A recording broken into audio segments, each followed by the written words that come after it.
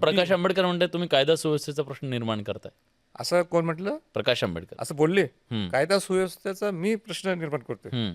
मी तर नेहमी माझा स्वभाव संयमी आहे. मी सगळ्यांना घेऊन जायचा माझा स्वभाव आहे. ह्याच्यात कायदा सुव्यवस्था काय आणि मी काय चुकीचं बोलायला लागलोय? हम्म. ते तर कारवाई तुमच्यावरच कारवाई करा असं म्हणतात. कसली कारवाई? तुमच्यावरच कारवाई करा मोकोका आणि मोका? हां. ते माझ्यावर कारवाई असं नक्की हो मी ऐकलं नाहीये. हां असं म्हटलेत का ते? हां. आता ठीक आहे ते बोललेत, पण आता त्यांच्यावर मी काय बोलणार सांगा ना. आता बाबासाहेब आंबेडकरांची ते नातू असल्यामुळे मला बोलण्याचा काही अधिकार नाही त्यांच्यावर. हम्म. दुसरं कोण असलं तर मी जोरात उत्तर दिलं असतं. मोका संभाजी छत्रपती लावा म्हणतात. जे सुसंस्कृत नेतृत्व माझ्यावर नेहमी हे आहे, स्टॅम्प आहे. आणि जिने औरंगजेबच्या कबरवर जाऊन फुलं वाहिले, चादर हे केली, त्यांच्यावर मी काय बोलणार? पण या सगळ्या वादामध्ये तुम्हाला असं वाटतं की विरोधी पक्ष तुमच्या सोबत आहे का तुम्ही एकाकी पडलाय? नाही, मला सत्तेत कोण असतील की विरोधी पक्षातले कोण असतील, हे बघा, मी कोण माझ्याबरोबर यावेत म्हणून माझा लढा नसतो. माझं पूर्वीपासून एक पॅशन आहे, माझी जबाबदारी, माझं कर्तव्य आहे. जे शिवाजी महाराजांचे जे गटकोट किल्ले आहेत, ज्याच्यातून हिंदवी स्वराज्य स्थापन झालं, ते सुरक्षित राहायला पाहिजे. खरा इतिहास लोकांच्या पुढे नेहमी यावं, हे मी आज नाही अनेक वर्षापासून प्रयत्न करतो. कोण माझ्यावर येतील काय न येतील हा माझा प्रश्न नाही. ज्या दिवशी सरकारला असं वाटलं की बाबा रायगड नको यांच्याकडं, मी आम्हाला काढून घ्यायचं, फारच त्रासदायक व्यक्ती आहे, मी द्यायला तयार आहे. मी महिन्यातले 4-4, 5-5 दिवस मी शिवाजी महाराजांचे दुर्गराज रायगड किल्ल्याचं संवर्धन जतन व्हावं, ही आलेली माझ्यासाठी संधी, अपॉर्च्युनिटी आहे. पण विरोधक असा आरोप करतायत की तुमच्याकडे संवर्धनाची जबाबदारी आहे. मग तुम्ही पन्हाळा असेल तिथं जे झालं ते आणि रायगड, तुम्ही तर तिथंच चुकीच्या पद्धतीने मागणी करताय आणि ते हटवण्याचा प्रयत्न करताय, म्हणून तुम्ही राजीनामा दिला पाहिजे अशी मागणी विरोधक करताय. ते कोणाला काय बोलायचं बोलून देत ना. पण मी प्रामाणिकपणे काम करतो. संवर्धन जतन काम करण्याची जो माझा अभ्यास आहे, मी काय उगाचच आपोआप आलोय असं नाही. या 75 वर्षात जे आता टीका करतात माझ्यावर, या 75 वर्षात हे ना सुचलं नाही का दुर्गराज रायगडवर संवर्धन जतन करायचं? या 75 वर्षात नुसताच 1,20,00,000 खर्च केलाय. मी माझी प्रशंसा करायची नाही, पण मी मागं लागलो सरकारच्या. त्यावेळीचे तत्कालीन मुख्यमंत्री देवेंद्र फडणवीस होते, त्यांच्या मागं लागलो की रायगड किल्ल्याचं संवर्धन जतन व्हायला पाहिजे. आपण शिवाजी महाराजांचं नाव घेतो आणि त्या रायगड किल्ल्याची अवस्था पहा. आणि मग ते रायगड प्राधिकरण स्थापन झालं. आणि ज्या रायगड किल्ल्याचं पूर्वीच ह्या 75 वर्षात संवर्धन जतन व्हायला पाहिजे होतं, ह्या 4-5 वर्षात काम सुरू झालेलं आहे. अनेक लोकांची इच्छा आहे की पुनर्बांधणी व्हायला पाहिजे. पुनर्बांधणी होऊ शकत नाही. ते जे आहेत तेच कॉन्झर्व अँड रिस्टोर करणं गरजेचं आहे. म्हणून लोकांना पहिले जे टीका करतात त्यांना विचार पाहिजे, संवर्धन जतनचा अर्थ त्यांना माहिती आहे का? पण रायगड प्राधिकरणावरून तुम्हाला बाजूला करावं अशी काही जणांची मागणी आहे, तसं काही सुरू आहे? मला नाही माहीत. जर लोकांची, जर त्या मुख्यमंत्र्यांची सगळ्यांची इच्छा असेल त्यांनी सांगावं मला. मी काही ठेका घेतलेला नाही आहे. मला आलेली संधी आहे, जोपर्यंत मला चांगलं काम करायला संधी मिळते तेवढं करणार.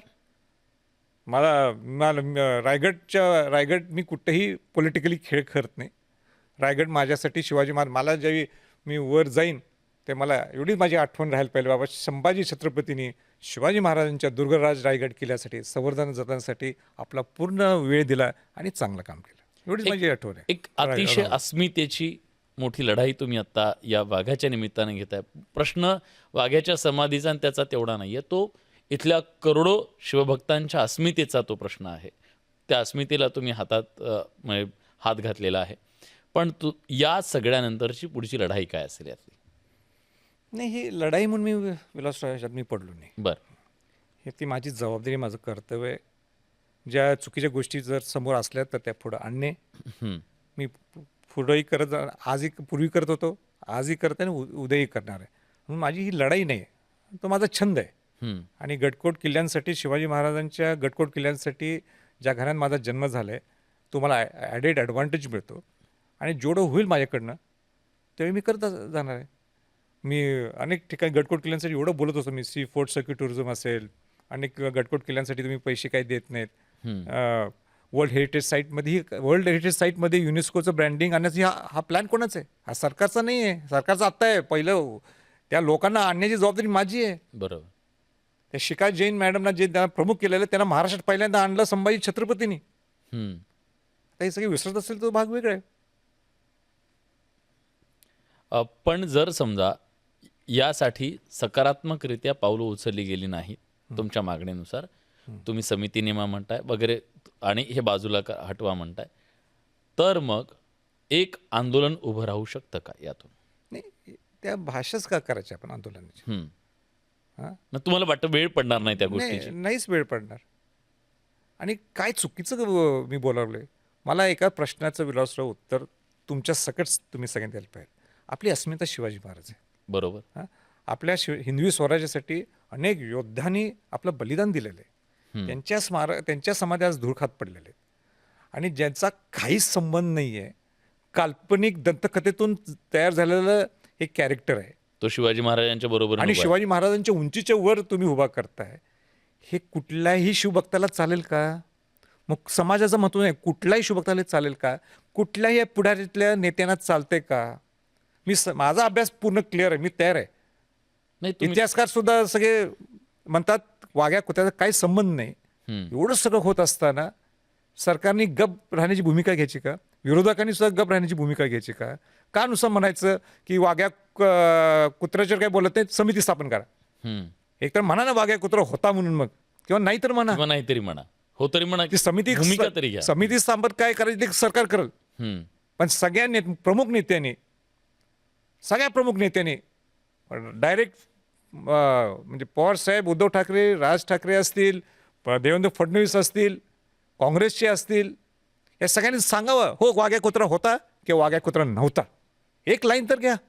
नुसतं इतिहासकारांनी क्लिअर कट सांगितलंय, इतिहासकारांनी सगळ्यांनी सांगितलंय. एक इतिहासकार नाही. पहिल्यांदा इतिहासात असं घडलं असेल की सगळ्या वैचारिक बेसचे जे इतिहासकार आहेत, मग बाबासाहेब पुरंदर असून देत, तुमचे जयसिंगराव पवार सर असून देत, पांडुरंग बलकवडे असतील, महेंद्र असतील, इंद्रित सावंत असतील, सगळ्यांचं एक मत आहे वाघ्या कुत्रा ऐतिहासिक कुठलाही संदर्भ नाहीये.